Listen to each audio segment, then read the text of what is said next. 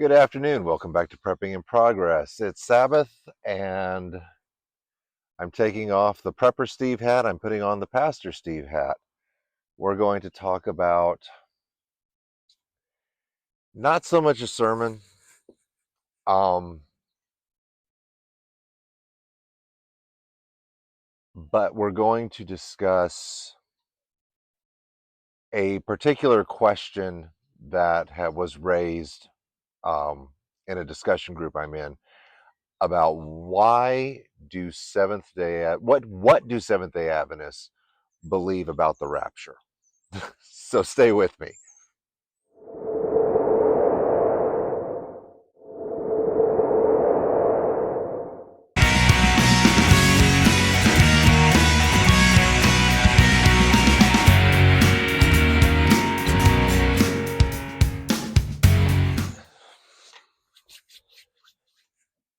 Okay, so what do Seventh day Adventists believe about the rapture is a question that came up in one of the prepping forums that I'm a part of. I believe it was Christian Preppers on Facebook. And to be honest, I hang out for some of the discussions and the discussions on prepping, but I really keep my mouth shut because every time I say, well, I come from a Seventh day Adventist background or I grew up Seventh day Adventist, the first thing out of someone's voice up until today, yesterday, the other day was they're a cult. Um, that gets hurtful after a while because they are one of the most prolific Christian denominations, sects of the modern church. It's also very interesting that the same people saying that Seventh day Adventists are a cult and all this other stuff don't actually know what they're talking about. They'll say, well, Ellen White founded the church. No, she didn't. It was actually four men. Um, do they consider her a prophet? Yes, that is a term applied. Um, it's used more in the sense of she would write letters and of encouragement and correction to people who were out of step with the beliefs and with the Bible. There were cases of her holding a huge family Bible in one hand and having visions or for 30, 45 minutes, and this was a frail little girl. I invite you to go to someone who knows more about the history of Ellen White and the Adventist Church. Sit down with them if you really want to be able to logically discuss whether or not she was a prophet. Yes, I grew up in that church. Yes, I went through all the church things, but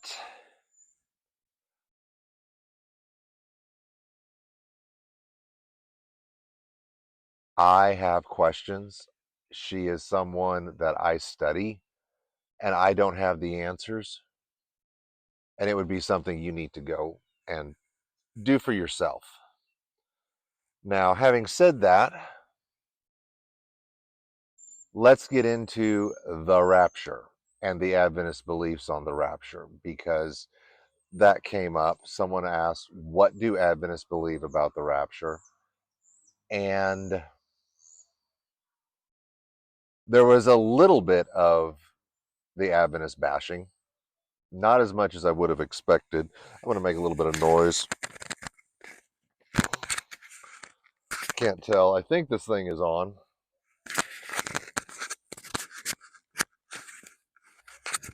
I can't even find the little itty bitty button. Ah, yes, it is on.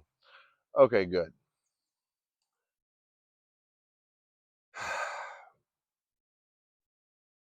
The rapture. So,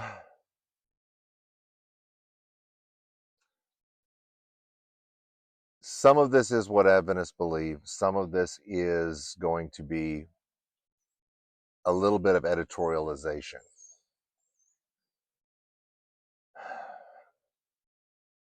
And I will try to define and the definition between the two, define the line between the two.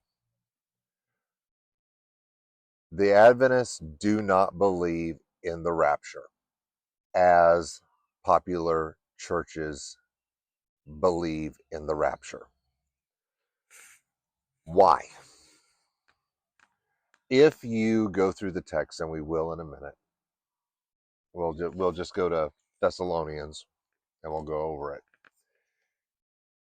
To the Adventist interpretation, it is not a description of a rapture. Now, traditionally, there are multiple schools of thought. There is a pre-tribulation rapture, or there could be a post-tribulation rapture. In many Christian churches, the belief is there will be a rise of the Antichrist, whether there is, Damien, the Omen, 666, a child raised up to take over the world and lead it down the path of sin. Um, the Mark Goodwin, Days of Elijah, Days of Noah books are, and he has continued them, are very good pre-tribulation rapture novels in which a computer program called Dragon is being utilized by a man who is obviously superpowered of some way. Goodwin would call it demonic. And he pretty much brings about the apocalyptic end of the world while the Christian preppers manage to stay. Hello, puppy. Who are you visiting from? There is a puppy. Hey, hi. Anyway, many, many denominations think that Christians who are right with the Lord will suddenly poof, vanish, be taken mysteriously up into heaven. Airplane pilots who are right with the Lord will just disappear out of their cockpits. People driving down the street will just disappear out of their cars. And then you have the opportunity to get right with God while anywhere from 7 years of tribulation, 3.5 years of tribulation, multiple years of tribulation come. Okay. Others believe that you will have to live through the years of tribulation, followed by, poof, gone.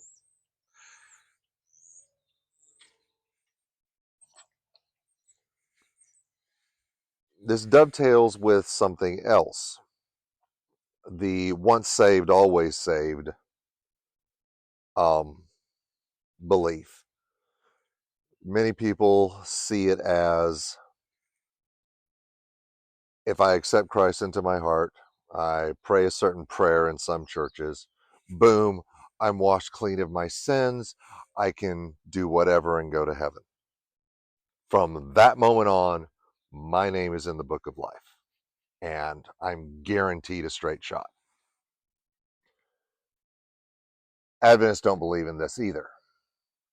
And this is a slightly different topic, but it dovetails into the rapture and dovetails into the Adventist beliefs or lack of belief in the rapture. The easiest way I can describe this for you, having grown up Adventist, is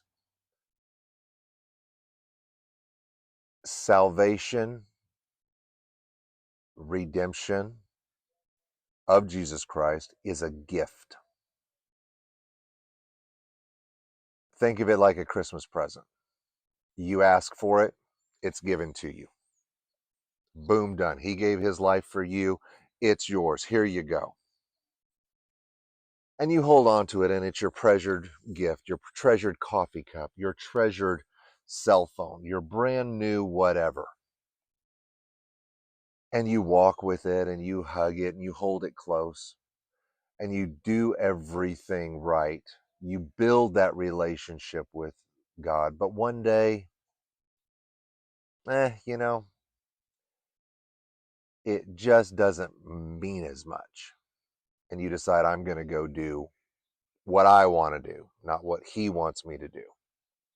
And you take a right turn at Albuquerque. And whether it's for one action of tasting bacon, which, is an unclean meat, or whether it is for a week, a month, a year, whether it's for multiple years of your life as you run away from God, you take that gift and you shove it back in his hands. That is your choice. That is your action. Actions have consequences. And right then and there, it's not a matter of works getting you into heaven. It's not even a matter of once saved, always saved, because yes, you were saved the moment you took Christ into your life, but the moment you reject Christ out of your life, you don't get to keep the benefits while not doing the work. I mean, I can go to work tomorrow and say, you know what, I want you to keep paying me for 40, 50 hours a week, but I'm not going to show up. Do you think they're going to still write me checks? No, because I didn't show up to do the job. I didn't build that relationship with my supervisor, with my manager, with my trainers, with my coworkers. I didn't go through the steps with them. I wasn't there. They were there. They came in 40, 50, 60 hours a week. They did the job. They get the rewards. I don't get the rewards just for saying, no, I'm going to stay home. Does that make sense? Okay. So we agree you don't get rewarded for not doing your part. A relationship with Yah is just that, a relationship. You don't just say, I want you in my life today, and it's over. You take the time to build the relationship with him. You take the time to worship him. You take the time to study his word and to find out not just what he wants to give you in your life, but what he wants you to do for him out of love for him. Things like not take the name of the Lord thy God in vain. Things like keep the Sabbath day. Remember the Sabbath day to keep it holy. Thou shalt not commit adultery. Thou shalt not.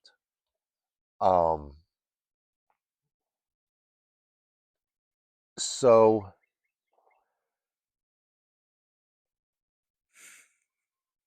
once saved, always saved dovetails into rapture theology by I've accepted Christ, I can do whatever, and I'm going to heaven. Okay. So I can do whatever because the rapture hasn't happened yet. I can live a sinful life because he hasn't taken me. Because I know I'm saved. For others who just believe in rapture theology, many use the rapture as a early warning system. I don't have to get right with God yet because the rapture hasn't happened. The moment the rapture happens, I will stop, I'll ask for forgiveness, I'll live right, make it through a short little amount of time, and then I'll be okay.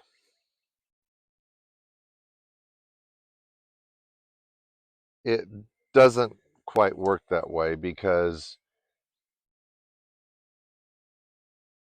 multiple times, behold, I come like a thief in the night. You don't know when that thief is coming. There are other statements, you know not the time nor the hour of our Lord's soon return. Okay, so If it's going to sneak up on you, there's not going to be a rapture. There's not going to be an early warning system.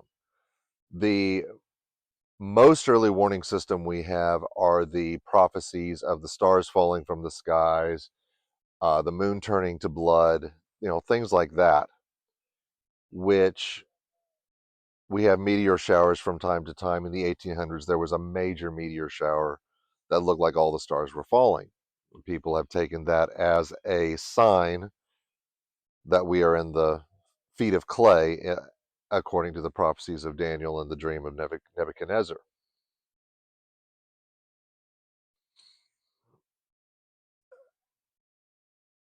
In First Thessalonians, the description that is used, most people who are arguing for a rapture will say the word of the Lord. When we say this, we base on the Lord's own word. We remain alive when the Lord comes. We who remain alive when the Lord comes will certainly not take precedence over those who have died. For the Lord himself will come down from heaven with a rousing cry, with a call from one of the ruling angels, and with God's shofar. Those who died united with the Messiah will be the first to rise. Though then we who are left still alive will be caught up with them in the clouds to meet the Lord in the air. And that's where they usually stop.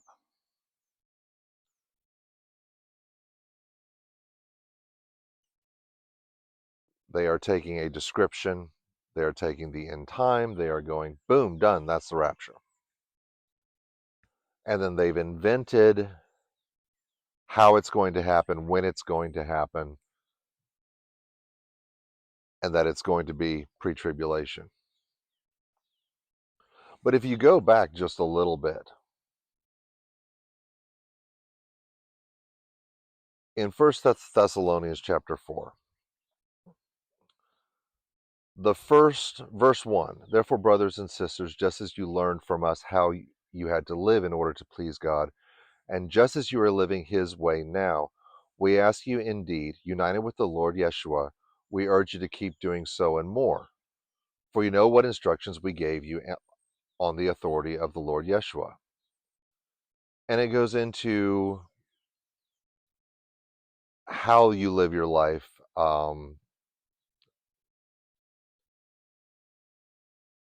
Lustful desires, don't be like the pagans,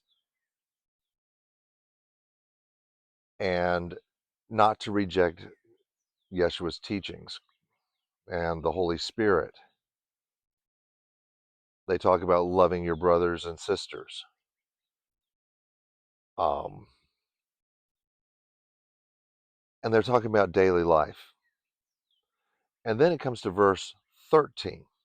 And we're just going to read the entire section. Now, brothers and sisters, we want you to know, actually, I'm sorry, it says, now, brothers, we want you to know the truth about those who have died. Otherwise, you might become sad in the way of other people who, the way of other people do, who have nothing to hope for. For since we believe that Yeshua died and rose again, we also believe that in the same way God, through Yeshua, will take with him those who have died. When we say this, we base it on the Lord's own word. We who remain alive when the Lord comes will certainly not take precedence over those who have died. For the Lord himself will come down from heaven with a rousing cry, with a call from one of the ruling angels, and with God's shofar. Those who died united with the Messiah will be the first to rise. Then we who are left still alive will be caught up with them in the clouds to meet the Lord in the air. And thus we will always be with the Lord. So encourage others with these words. This is not some kind of secret vanishing, as is so often described.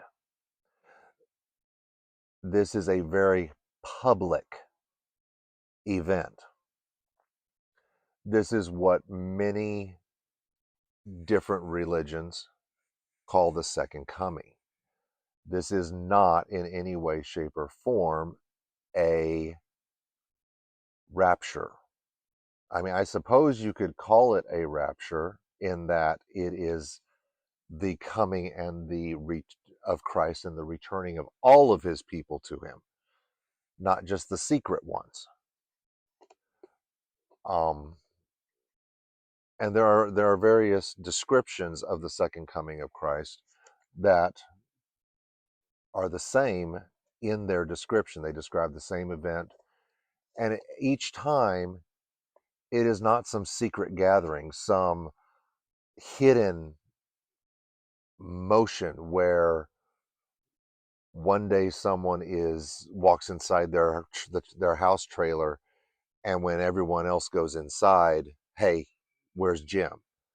It's not some event where every child before the under the age of 12 just magically vanishes. Um, because in the Jewish tradition, 12 is the age of accountability, and after the age of 12, you're answerable for your own deeds. Up until then, it's your parents. Um, no, not anywhere is that described.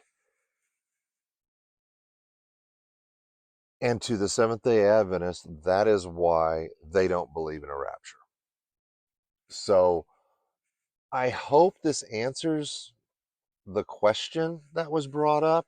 And um, I know the original poster is watching because we discussed it, and I told her I'd try to do a verbal explanation. Um, I hope this answers your question. It's not so much a sermon as this is why many people believe the way they do, and it's an attempt at answering